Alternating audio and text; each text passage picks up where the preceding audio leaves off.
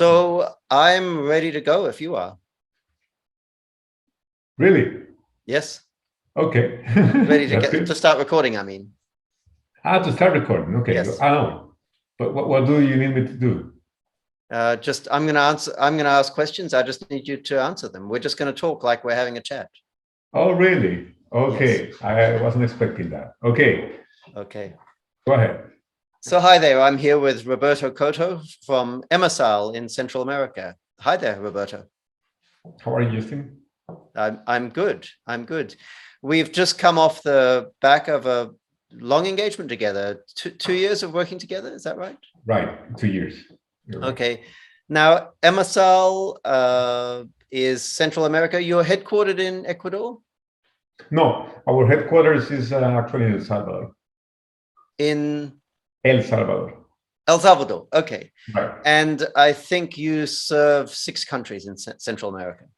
Yeah, we serve six countries. So we have operations in the 6 of them. That would be Panama, Costa Rica, Nicaragua, Honduras, El Salvador, and Guatemala. And can you disclose roughly what your revenues are in US dollars? About 32 million per year. Okay, excellent. Now, I want to talk with you, Roberto, about the journey that you've been on over the last couple of years. Was it 2 years we worked together or more? Yeah, 2 years. 2 years. Right. I'd like to talk about the journey we've been on over the 2 years, because a lot has happened in 2 years. But to ensure that we get people's attention, it's always nice to start with a headline. You know, what have we achieved in commercial terms? You know, the stuff your accountant would be interested in over the last 2 years, and then we'll rewind and talk about how we got here. Well, I would say 2 main highlights. The first of them is that we increased our sales by 19% on the first year and about 17% on the second year, on top of the first 19%, right? And we managed to do that without increasing our costs. So our overhead costs remained basically the same as before. Yeah. So you made major structural changes to the organization, which we'll get into in a minute, right? Yeah, we did. And I don't want to talk about that just yet. So we made major structural changes to the organization, and at the same time we're making those major structural changes, we managed to contain costs and increase revenues 2 years in a row, compounding at 17, 18, 19%, somewhere in that range. You're right. Now, normally with a change of this magnitude, you would be looking into the future saying, well, this is a big disruptive initiative, but it's going to have a big long-term payoff. The reality is that this is a big disruptive initiative, but it's actually paid its own way. Yes, I believe it's an ongoing business.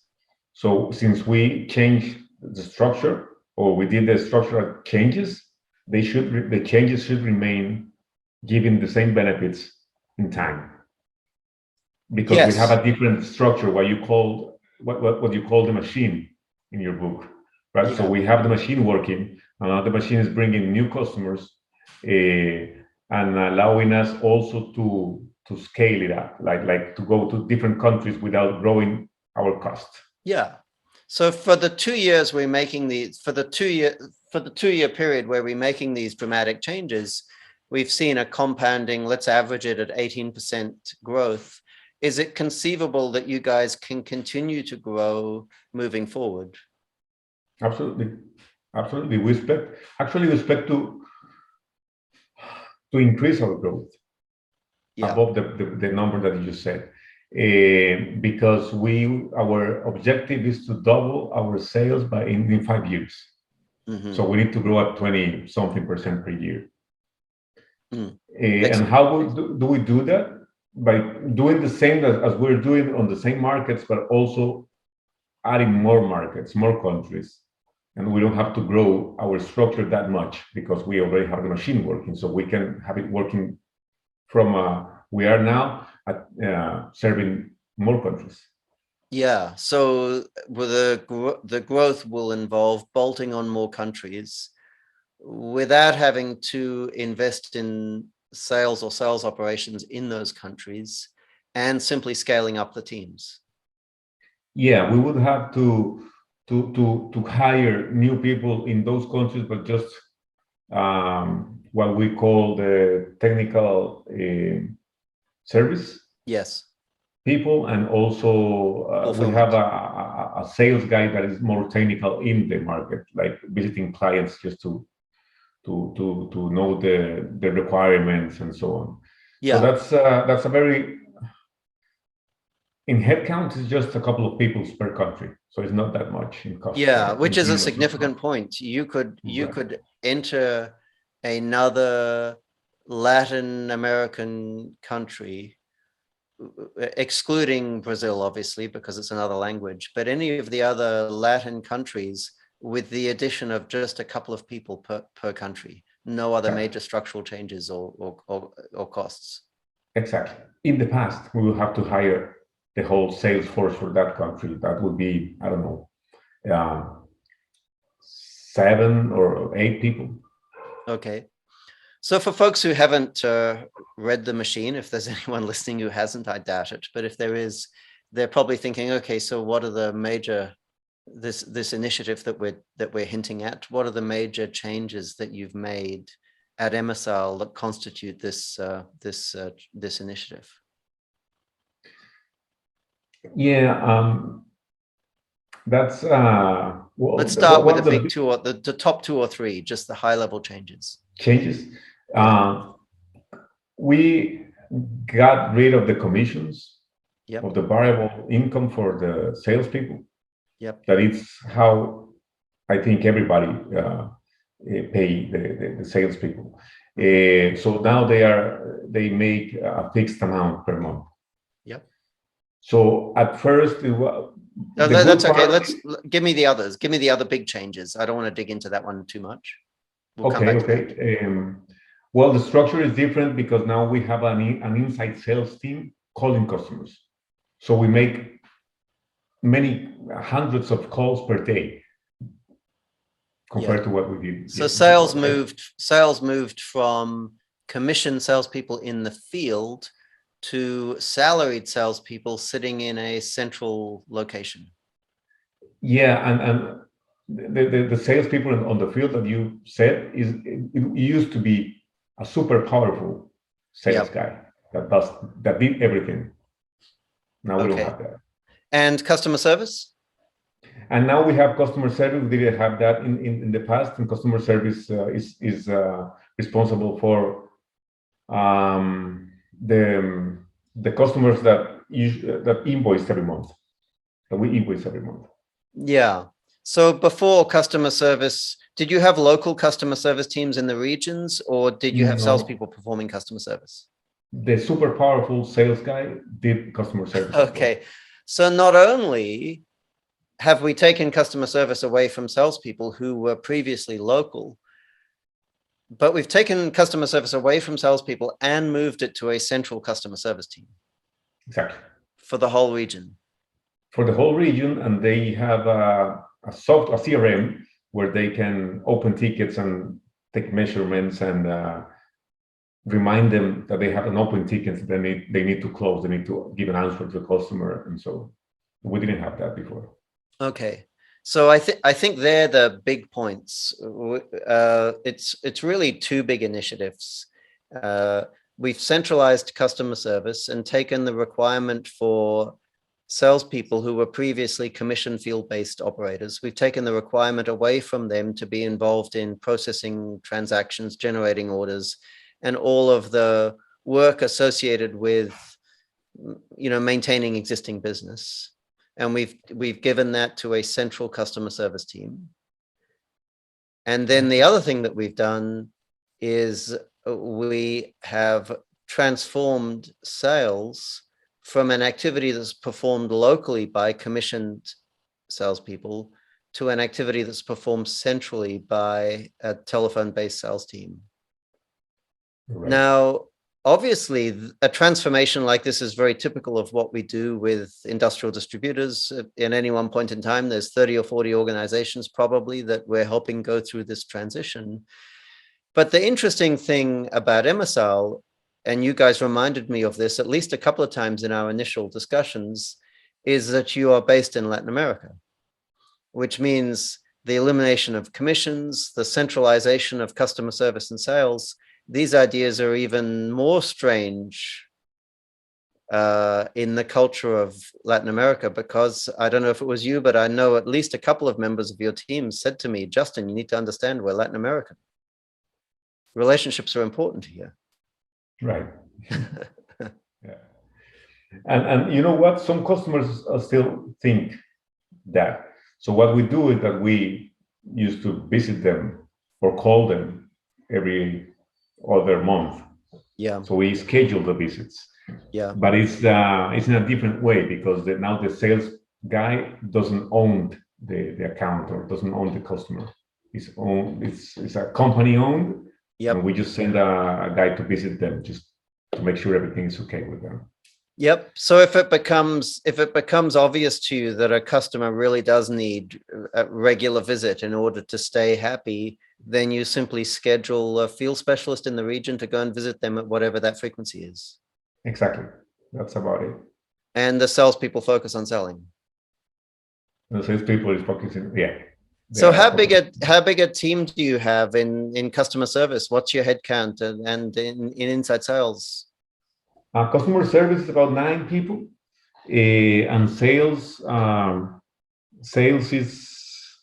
inside sales is 5 people, and field specialist is 12 people. 12 people. Okay. That's our team, and we have 2 BDMs. So field specialist sounds like about 2 per region, 2 per country.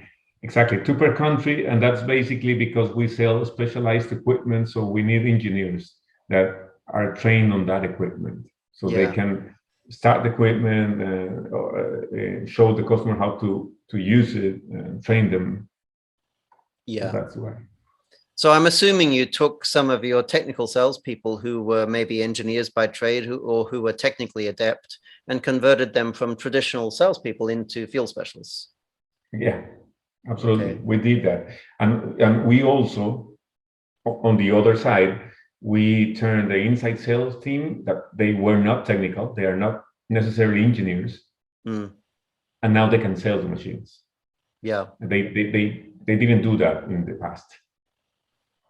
So we should. Oh, I didn't mention what Emasal does. You're a distributor of packaging materials and packaging machines, right? Right. What we call end of line. Yeah, end of the production line. Exactly. Yeah, so the goods have been produced, they come off the line, they need to be packaged and labeled and shipped. Exactly, labeled. That's our main business, the coding, the labeling of the products. Yeah, yeah. So you have a relatively new team of 5 inside salespeople selling packaging materials, but also selling packaging machines. Yes. Did it surprise people in the organization, or perhaps even vendors, that you were able to build a team of new salespeople and have them sell machines on the telephone? Well, it surprised me. Not only other people, but also me. Okay. I was skeptical about that in the beginning, because Emasal has been on the market for 40 years now. And we've been doing business in a different way in the past 38 years. So what we used to have is to have very expensive engineers selling machines, and not that expensive sales guys selling packaging materials, which is a lot easier. Yeah. And now we have the same guys, the same non-engineers that used to be selling packaging materials. Now they are selling machines as well. So we give them a training, they make calls, and whenever they have a doubt, they make a conference call with one of the specialists. Yep. That we have. So we have 2 specialists. There's people that has been with us a lot of time, and they are very technical, and they are engineers, and they know a lot about machines. So they make a conference call with them, and they clarify the doubts for the customers. Yeah. So rather than having engineers selling machines, you have salespeople selling machines with ample engineering support, so that an engineer can jump on a Zoom and help the salesperson complete the sale. Yeah, exactly. Okay. So the benefit of this might be obvious to some, but to make it clear what the benefit is, we should talk about the volume of selling conversations. So in the old model, you had folks in the field locally, close to the customer, doing a mix of customer service, selling, and engineering. And today, obviously, you've split all that apart. How many selling conversations do you think a week you were getting per person in the old model? In the old model, Yeah. I would say 10, 10 a week? 10 a week per Okay. person. And in the new model, the number of selling conversations For per new person? sales, right? Sorry? For new sales, like for new customers, The for pursuit of, opportunities. yeah, the pursuit of new business. So either new Yeah, accounts or new categories of business for existing accounts. yeah, 10 per week. 10 a week. Okay. Which Yeah. is actually a lot. Most of our distributor salespeople are doing about a fifth of that. But, and then in the new model, how many selling conversations per person per day? Per day, about 60. 60. 60 per day. 60 attempts or 60 conversations, selling conversations? Okay, 60 attempts Yeah. and meaningful sales interactions. Yeah. It's about 20% of that. So 20 or 18 Yeah, that's the number I saw. Yeah, so about 18 to 20 selling conversations a day per person versus 10 selling conversations a day per person. That's so you've got 5 people collectively having 5 times 20. It's 100 selling conversations a day.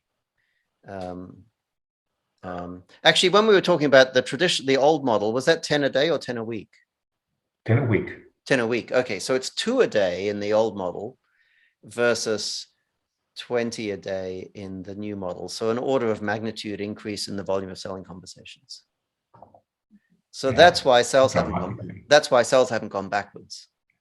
Dramatically, our pipeline is a lot broader now. Yeah, now you could criticize this model and say, well, it's not a fair comparison because before those 10 selling conversations a week was divided across X number of salespeople, however many there were, but you have more headcount in the new model because you've separated selling conversations and customer service.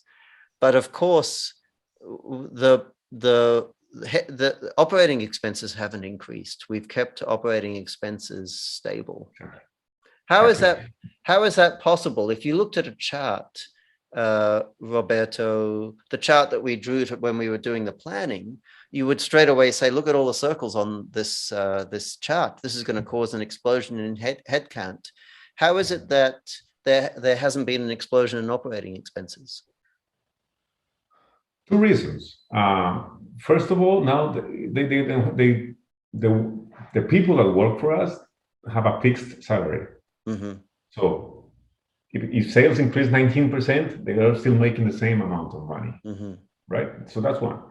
And the other one is that when we changed the model, the people that used to work for us, I don't remember, I forgot the name that you gave them in your book, but the people that used to work for us that didn't like the new model, they resigned and they took off. Yeah.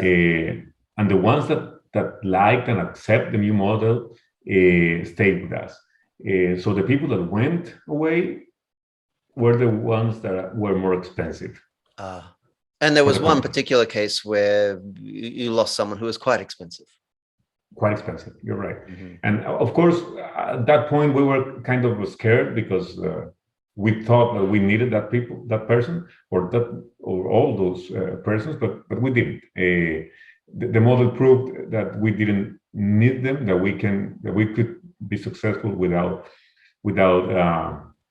individuals. So the model increased in quantity of people, but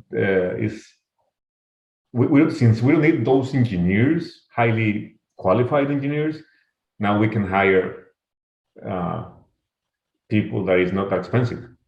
So we have more people, but it's cheaper labor, let's say. Yeah, I guess in the sales team, you want people who are intelligent, who are nice to talk to, who enjoy selling. They don't need to Yes, be engineers. they don't. And this, maybe some people that listen to this won't like what I'm going to say, but usually the engineers are not good for selling. They're good for Yeah. engineering, not for selling. So this is the opposite. Now we hire people because of their selling skills, Yep. not for their technical skills. So And you have engineers on hand to jump on a Zoom whenever it's required. Exactly. To progress a deal. Exactly. Yeah. And to install the machines, to train the customers. In those positions, we do have engineers. Yeah. So skeptics, I guess, will be listening to this saying, well, you selfish capitalists, you've done all this for your own personal benefit. What about or for the benefit of your shareholders? What about your poor customers? How they must be at wit's end. You've severed the valuable relationships that they had with salespeople. If they're in Colombia, they're talking to an operator in wherever the central team is, El Salvador, or where's the central team? The customer service El Salvador. You're right. In El Salvador. What has been the customer's experience, and what is a customer's perspective today, do you think, of this new model? I think customer suffered a little bit on the transition. Mm-hmm. But now that we are on track, I think now customer understand that they need to go straight to customer service, not to a single guy, and they can ask for a certificate or for a legal document or for payment terms or whatever to customer service. So they only have one contact, so it's easier for them. And do you think the level of care and the speed of the responsiveness, do you think that's all comparable or superior even dealing with a central customer service team as opposed to a local rep? There might be a couple of cases where the local rep was very good, mm-hmm. but in those cases you were depending, I don't know if that's the word, to one guy. Mm-hmm. Now you're not. So the organization is responsible for the customers. So it's safer for the company, and the customer doesn't suffer if that person is on vacations or if they resigned or whatever, because they have an organization always available for them. So we've mitigated the worst case risk, which is great. But what about the average responsiveness, the average lead times? How do you think the new model compares with the old model? I think it's better, but I can't prove it because in the past we weren't measuring. No, there's no data. Service. Now we are. So now we're sure how many minutes in average we take to respond to customer or to deliver a product. In the past, we didn't have that. And also, we haven't mentioned something. We started this in the middle of the COVID. Mm-hmm. That's true. I've tried to shut that out of my mind, but yes, we all had masks on. Well, most people were scared because of COVID and everything, and we grew 18% as an average. So I think it's a very good average in the middle of COVID. Yeah, yeah. So the point about customer service. I'm sorry, Justin, I forgot something. Yeah. It was better because it was virtual. So we called the customer. We did in the past. We had to visit the customer. That's how we worked. We needed meetings face to face, and now it's all virtual. It's using technology as the ones as we are using right now, calls and everything. So that allow us to serve the customers because we have that. Yeah. The point about customer service is that to the extent your local reps were offering good customer service, it was probably at the expense of selling things. Yeah. Oh, yeah. Whereas now those two things are decoupled. the quality of customer service that you offer to customers is not antagonistic to the volume of selling. Those two are completely separated. Yeah, it's like You a get to production dial line. up your level of sales activity and your customer service responsiveness with two controls that are completely independent of one another. Exactly.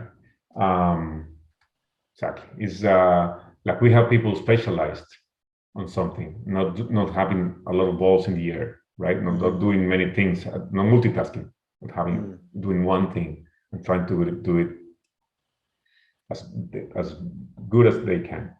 So you hinted at something in the beginning of this interview that I think is very important, and that is expansion. I mean, obviously you engaged with us because you wanted to grow. Nobody would put themselves through what you all have been through just for fun. There was a lot of work, a few frayed tempers. The objective was growth. Opening up a new country, we touched on that before. Could you just expand a little bit on the difference between expanding into a new country with the old model versus the new model? Well, in the past, we needed to start, first of all, with a sales manager to manage the salespeople that was going to be in the country. And usually we would hire 2 salespeople for packaging materials and 2 salespeople for machinery. So that would be 5 people. And the manager is kind of expensive. And the other ones, including the manager, actually the 5 of them, that's the starting point, 5. And the 5 of them were going to be variable. So as they increase the sales, they will also increase their costs. In the current model, we only need actually 1 guy on the field. Yeah. Do you need a fulfillment infrastructure to open up a new country? That's we don't need that. We can work with a 3PL. Okay. Yeah. So basically the barrier to entry is much, much lower. Before, for you to go into a new country, you need to be able to justify the addition of 5 people. Now, in order for you to go into a new country, you just need to be able to justify the addition of 1 new person. Yeah. Which is, I think, a benefit of SPE that folks don't appreciate going in. They end up discovering it. And I tried to talk to organizations about it more, but I feel like it falls on deaf ears. But I think it's very exciting to be in a situation where you can decide over an afternoon coffee, okay, we're going to expand into Mexico or whatever. It's probably not Mexico, but if you were to expand into another country, what country would be next outside of the 6 that you're currently distributing into? Well, most likely a country that is about the size of our countries. So I don't know, one in the Caribbean, maybe Uruguay, Paraguay, that kind of countries that are more like our size. What have your vendors had to say about all of this? Were any of them concerned that you were reducing the number of boots on the ground? Because that's the metric, right, that they normally harp on about. How many boots on the ground do you have? Well, no, actually, they only care about how much are we buying from them. Okay. And since we have been increasing our volume, they're very happy with us. Oh, that's excellent. Yeah, that's excellent, because some of our industrial distribution clients have vendors that are very involved in their businesses. Yeah, in our case, maybe one of them, the coding industry, maybe on that one we are they were kind of scared, or not scared, but kind of worried because of the changes. But we have meetings almost every week, and so we can keep an eye on the business, and the business is going very good. So excellent, nothing to worry about. So one question that might be hiding in the back of a bunch of viewers' minds is, well, you have all these salespeople, all these selling conversations. Where do you get the sales opportunities from? This has been another change, actually. I'm guessing historically it was up to individual salespeople in their specific regions to find people to talk to. That's changed completely. Do you want to describe what the new state looks like? Yeah, the new one, on the new one, we have a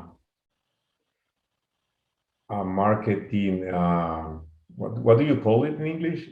The campaign committee? I'm sorry? The campaign committee?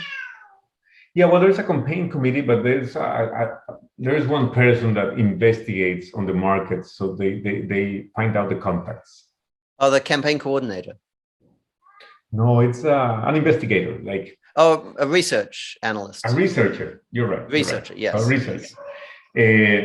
So yeah, there's a campaign committee where we decide what we want to publish, like to push to the market, like a promotion, to a new product or whatever. So we decide that. Then the marketing team, we were using your marketing team that actually was excellent. The results were awesome. Their approach and their way to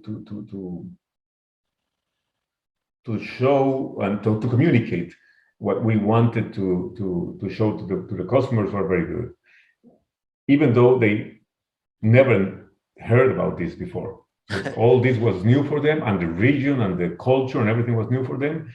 Like, we had a meeting of no longer than an hour, and we explained to them, and then they came back with ideas and images and everything. That worked very good. So we did that. And then we have a researcher that investigates the contacts. So we tell them, we need all the names and cell phone numbers and emails from the production manager for the pharmaceutical companies in Central America. Mm-hmm. And she, I don't know, took 15 days to get those, and so on. So that's only one person. And then inside sales sends the marketing campaign to all those production managers in this example.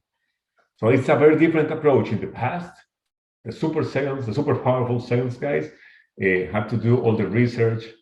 They prepare the email, they talk to the people, they visit the people, and that's why their contacts for new opportunities was very low, 2 per day at the most. That's maybe a little bit optimistic.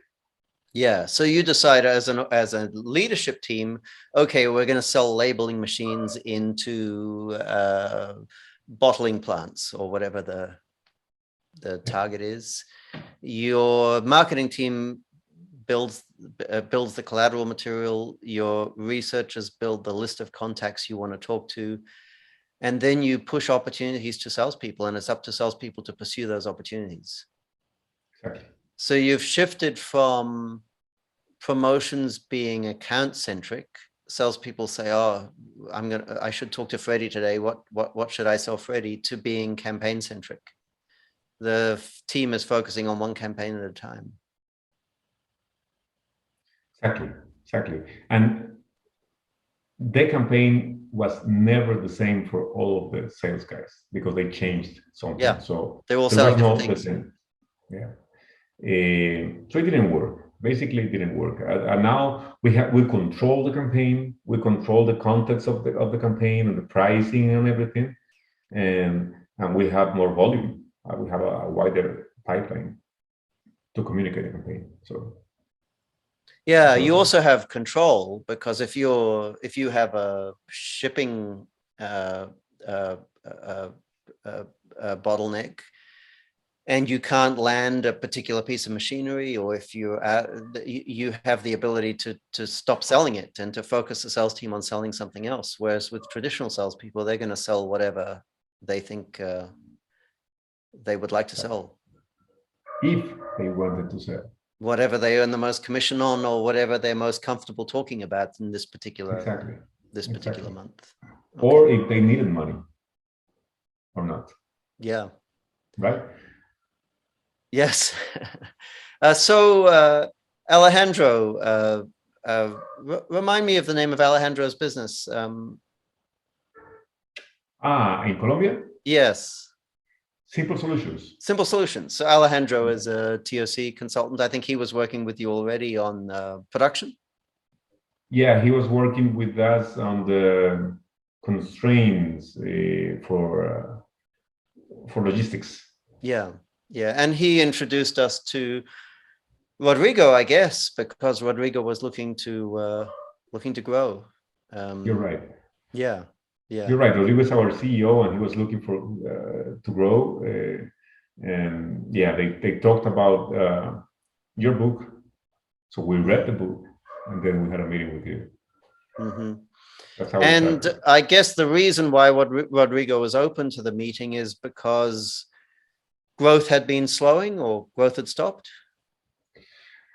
Yeah, we had 1 year where we didn't grow, or we grew less than inflation, so we didn't grow in real terms. So he was worried, and he was looking for ways to increase the growth.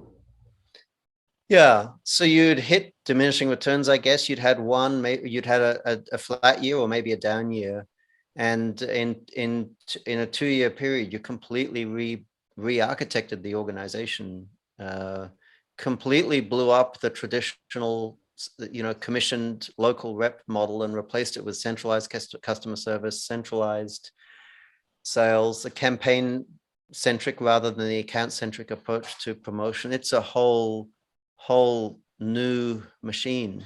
Has it equipped you with the ability to grow? Obviously, you've grown the last 2 years, which is great. Moving forward, what can you do with this?